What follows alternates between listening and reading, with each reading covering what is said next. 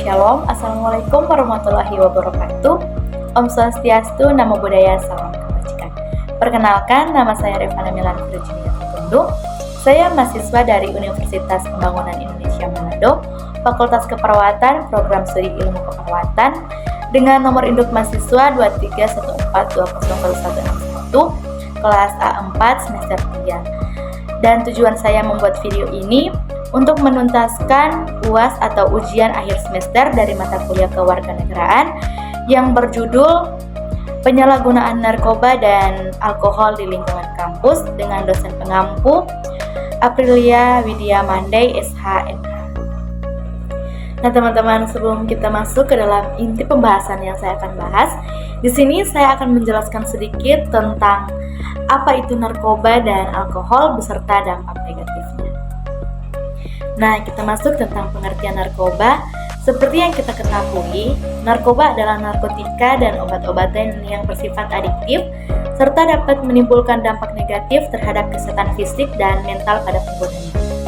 Jika disalahgunakan, obat-obat tersebut memiliki senyawa dan peruntukannya masing-masing, maka dari itu obat-obatan tidak boleh digunakan secara sembarangan tanpa pengawasan dokter. Jika disalahgunakan, bukan hanya kecanduan, nyawa dari penggunanya pun dapat terancam.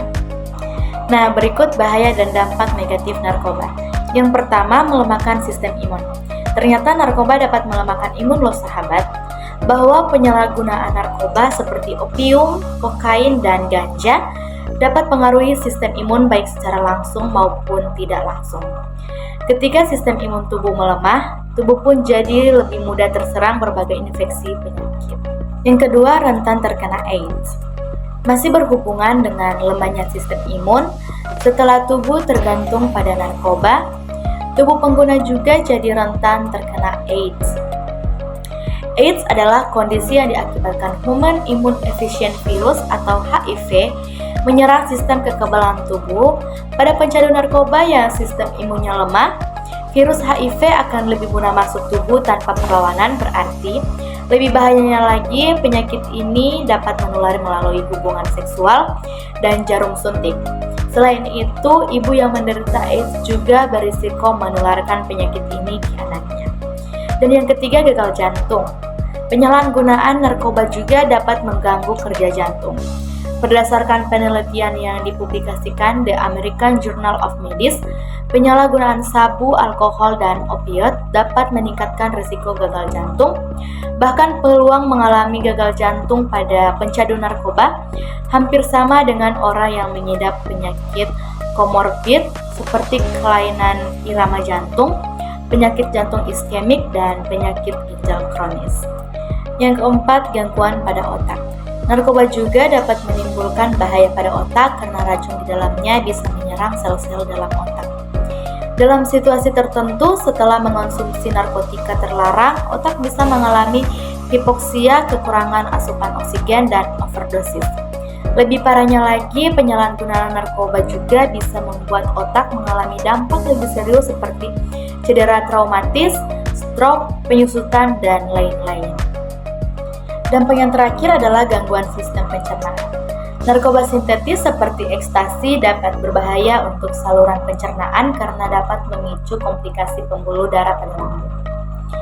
Lebih berbahayanya lagi, terkadang gangguan pencernaan akibat penyalahgunaan narkoba sulit terdeteksi, soalnya gejalanya bisa mirip dengan yang terjadi bila kita terkena gangguan lain semisal anemia, kolesitisis, porfiria akut, dan nefrolitiasis. Pembahasan selanjutnya tentang alkohol. Alkohol memiliki manfaat di satu sisi dan dampak buruk di sisi lainnya. Di bidang kesehatan, alkohol dimanfaatkan pada pembuatan sediaan farmasi, antiseptik untuk membersihkan luka dan alat kesehatan dan lainnya. Alkohol jika dikonsumsi secara berlebihan akan munculkan risiko kesehatan baik jangka pendek maupun jangka panjang.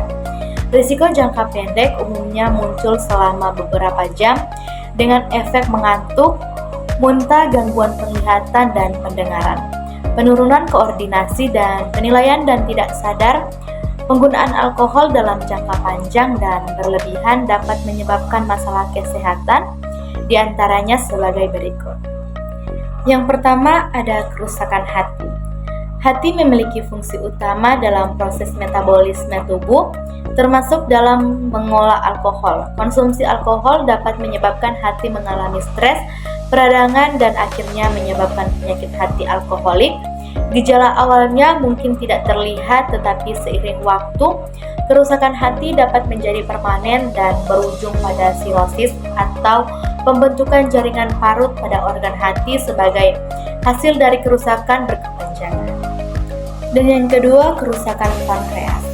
Pankreas memiliki fungsi dalam produksi enzim yang berfungsi dalam pencernaan dan mengatur gula darah.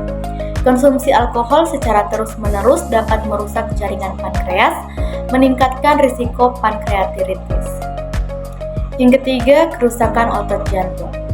Konsumsi alkohol berlebihan dapat menyebabkan kelainan otot jantung dan membuat fungsi jantung sebagai pompa darah terganggu atau kardiomiopati, sehingga meningkatkan risiko gagal jantung dan masalah kesehatan kardiovaskular lainnya.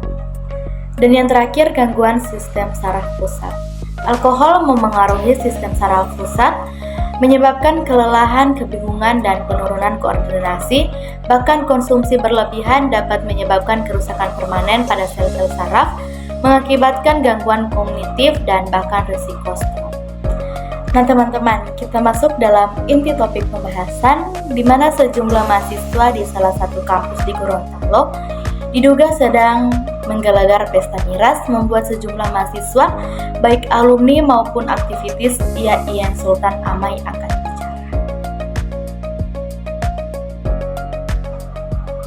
Menurut mereka, aksi pesta miras dan penyalahgunaan obat-obatan yang didapati tersebut berdampak besar terhadap nama baik institusi pendidikan, khususnya pendidikan yang berbasis keislaman. IAIN Sultan Amai Gorontalo selama ini dikenal sebagai instansi pendidikan Islam negeri satu-satunya di Gorontalo. Sehingga menurut mereka hal itu dapat berdampak buruk terhadap nama baik kampus dan juga Kementerian Agama Wilayah Gorontalo. Sehingga demi menjaga nama baik kampus tersebut, aktivis meminta kepada Rektor IAIN Sultan Amai Gorontalo untuk segera mengambil sikap tegas terhadap para oknum mahasiswa yang melakukan pesta miras itu. Segera sanksi tegas dan dikeluarkan dari IAIN Sultan Amai Gorontalo atau drop out karena telah mencoreng nama baik IAIN Sultan Amai Gorontalo secara hukum, sosial maupun norma agama tuturnya. Adapun bukti dalam hal ini ada 2 rekaman video yang beredar dan menunjukkan 2 tempat. Yang pertama, halaman Fakultas Syariah depan LBH IAIN Sultan Amai Gorontalo. Yang kedua, kos-kosan di area Jalan 2 Susu JDS. Para oknumnya pun sama baik, yang di lingkungan kampus ialah mahasiswa Fakultas Syariah. Yang pertama, NL HPI Syariah semester 12. Yang kedua, MAP Syariah semester 6. BP Syariah semester 4. S Syariah semester 4, SA Syariah semester 8, AAI Syariah semester 6. Sekian materi yang saya paparkan mengenai penyalahgunaan narkoba dan alkohol di lingkungan kampus.